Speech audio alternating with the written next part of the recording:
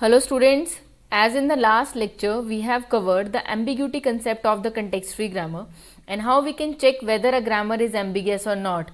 So continuing with the same topic, in this lecture we are going to cover how we can convert an ambiguous grammar to unambiguous grammar. In exam you can have the question like check whether a grammar is ambiguous or not, and if the grammar is ambiguous convert it to equivalent unambiguous grammar. So you can have both part of these topics in the same question for exams. So let's start with the topic with a brief introduction of ambiguous grammar. As we have already covered, there is no journal algorithm to remove the ambiguity from the grammar. So to check whether a grammar is ambiguous or not, we try to find out at least one input string of terminals that has more than one leftmost syntax or parse tree, and if we succeed to find out such a string where we are having more than one leftmost parse tree or the syntax tree, then we can easily declare the grammar as ambiguous grammar. In the previous lecture we have also covered the ambiguity of language and how we can declare the language is ambiguous, what is inherently ambiguous concept. So if you are not aware or of these concepts, so please go through the previous lecture for detail of these concepts. So in last lecture we have also covered these two grammars and proved that these grammar as ambiguous grammar. So this grammar was ambiguous for any string of length greater than equal to 3, and this grammar was proved ambiguous for any string greater than equal to 4.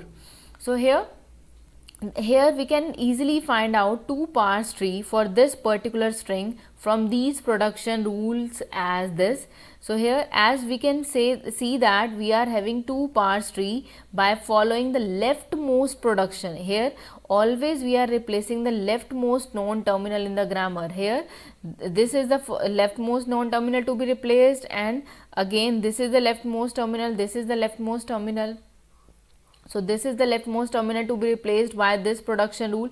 So here even by following the leftmost production rule we are having two parse tree for this particular string from this grammar. So we can say that this grammar is ambiguous. Same way here we can also have two parse tree for this particular grammar, leftmost parse tree as this.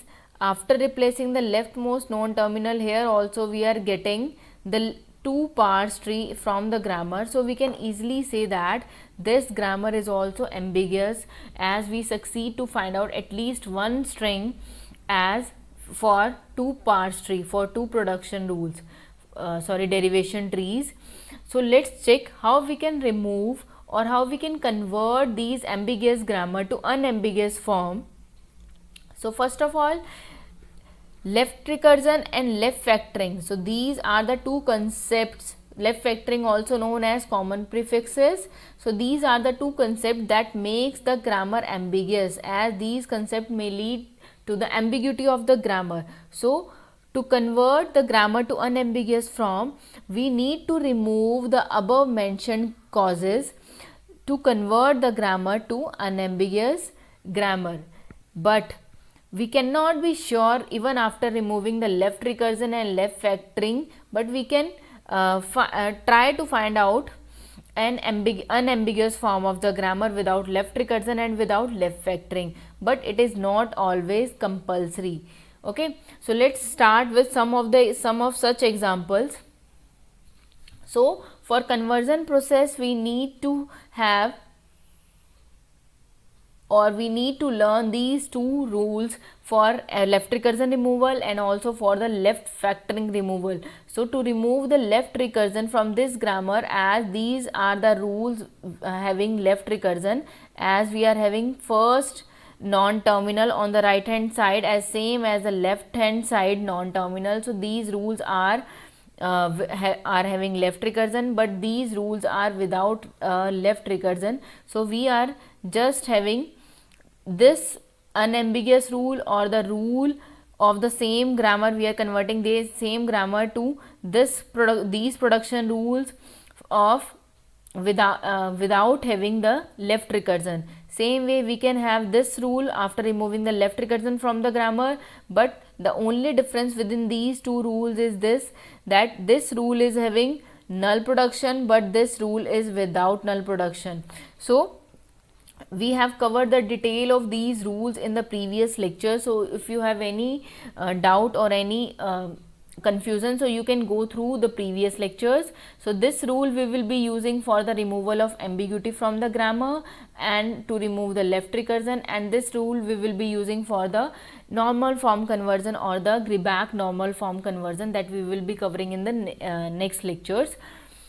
So next we have how we can remove the left factoring from the grammar. So for removal of left factoring means the common left factor. Here alpha and beta are the string of terminal, non-terminal. Here we have to write the alpha only one time, and to iterate these betas or for occurrence of these betas we are having a dash. So a dash is iterating these betas, beta 1, beta 2 and up to beta n, and these were the rule without left recursion. So we are directly using these rules in the resulting grammar. So we will be using these two rules as first for removal of left recursion we will be using this rule, and for removal of left factoring we will be using this rule. So these two rules will help us to convert a given grammar to unambiguous grammar. So starting with our first example, so here we are having simple grammar of we can say that expression grammar to convert to unambiguous form. So here this grammar was proved ambiguous by us in the last lecture for this particular string, where we succeed to find out two parse tree or two leftmost parse tree for this particular string, and the first parse tree is having the multiply first. So here we are performing the multiply operation first and then we are performing addition, and here in the next second form we are having the addition operation first and then we are performing the multiply. So according to the result that we have checked in the previous lecture, this derivation was correct, but we cannot be sure of this derivation always, as the production rule may lead to this derivation or to this derivation, but the results may vary based on the type of derivation followed. So here we need to convert this grammar to unambiguous grammar so that we can have only one path for a given string. So converting this grammar to unambiguous form, as here we are having left recursion. If we check carefully, here we are having the left recursion for these first two production rules. So these two production rules are left recursive and these rules are without left recursion. So simply we need to apply this rule for the left recursion removal, and these are the beta. So here a is beta 1 and this is another beta and this is another beta. So we have to write betas first, then for repetition of these alphas. So here according to rule these are the alphas. To iterate these alphas we need to introduce a new non-terminal. So here we are having a dash, but for this particular grammar we will be introducing s dash. So the unambiguous or form of this grammar after removal of left recursion is this, where we are writing betas a s dash, b s dash, c s dash. So we have just applied this rule. After that, for iteration of these alphas we are having plus s dash, star s dash, and ultimately we are terminating s dash with a null. So here we have just removed the left recursion from the grammar, and after removal of left recursion we can check for any string you will get only one path. So let's start with the same string that we have covered earlier as well, a plus b star c. So let's try to derive this string from these new production rule, and let's check whether we are getting one path or multiple path options by following the leftmost derivations only. So as we can see, we are getting only one derivation path here by following leftmost or any other derivation. So here from the start symbol we are getting a s dash, and from this s dash as we require next symbol as plus, so we are using plus s dash, and this s dash is terminating with a null.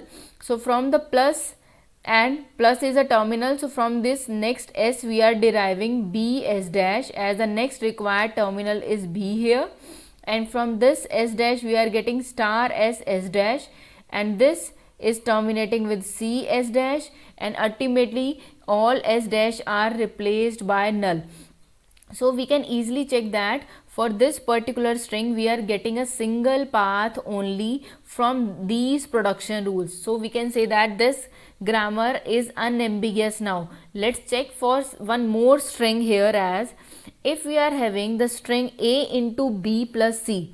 So for this string, for this second string, we are getting one path only like the first string, but here as this is the expression grammar, so but this grammar, we can say that this grammar is unambiguous because we are getting only one parse tree, but we cannot be sure of result, as in this first example, we are performing the star operation at the bottom. As we have already covered, the higher precedence operation must be at the bottom, means they must be solved first. So here the relation is like this: b and c are multiplied first, and then we are performing addition from the first parse tree. But in the next parse tree, in this parse tree, we are having relation like we are having only one parse tree for this second string also, but here the plus operation is at the bottom. So we are performing plus first, and then we are moving to the multiply operation at the upper level. So multiply is after the plus operation. So we can say that we are getting single path, but the operations are performed like this: b plus c is performed first, then we are performing the multiply. So here the grammar is unambiguous, but as we are solving some expression by this grammar, so the result of expression may not be the right result. Okay, so, or we can say that this grammar may lead to unambiguous result, but we are getting single pass, so grammar is not ambiguous, but the results are not correct. So to derive the correct result for such expression grammar, we have another format or another type of production rules as this. So here this grammar will derive accurate result as we are putting the higher precedence at the next level. From the start symbol E, we will be moving to lower precedence, then lower precedence to higher precedence. So all the rules are properly according to the priority of the operators, and we will be getting the correct result by this grammar. But this grammar is also having the left recursion here. So after, you can use this grammar, or you can declare this grammar as unambiguous after removing the left recursion from the grammar and using it for the expression solving. But from exam point of view, you will get this grammar only for exams. You may have E as a variable here instead of S, but in the next semester, as you are having the compiler designing subject, all the compilers are working on the unambiguous grammar or the left so we also need to remove the ambiguity from the grammar.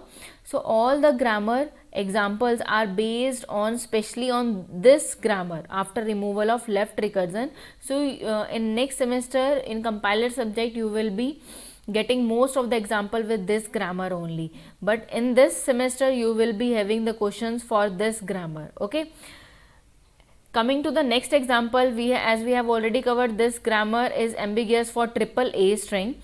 So let's try to convert this grammar to unambiguous grammar, and let's try to derive the same string in an unambiguous manner. So here we are having this rule, as this rule was having left recursion, so just write beta A dash. So instead of A dash, we are having S dash here. So after this S dash is repeating this beta. So here we are having alpha. So alpha is S here, S dash, and then S dash is terminated with a null. So we have just applied this left recursion removal rule to convert the grammar to unambiguous form. So let's try to derive the string from this new unambiguous grammar. So the same string we are deriving here. So after writing the production rules or using the applying the production rule and writing the derivation, here we are getting the from the start symbol as the first symbol is A, so here we are having A S dash. From this S dash or leftmost S dash we are getting S S dash. From the S dash S we are again getting A S dash, and all S dash are terminated by the null. So here we can say that we are getting a single path for any string from this new grammar production rule. So we can say that this new grammar is unambiguous for any string of length 3 or more, or any or of any length. Coming to the next example. So for our next example, here we are not having left recursion if you analyze the production rules. So for the first two production rule we are having left factoring, and left factor is A here. So here we are having alpha left factor, that is common left factor for first two production rule as A, and this is the rule without left factor. So we can use this rule directly without any amendments. So here we need to just apply these rules to remove the left recursion left factoring from the grammar. So here alpha A dash, alpha is A here, so A S dash.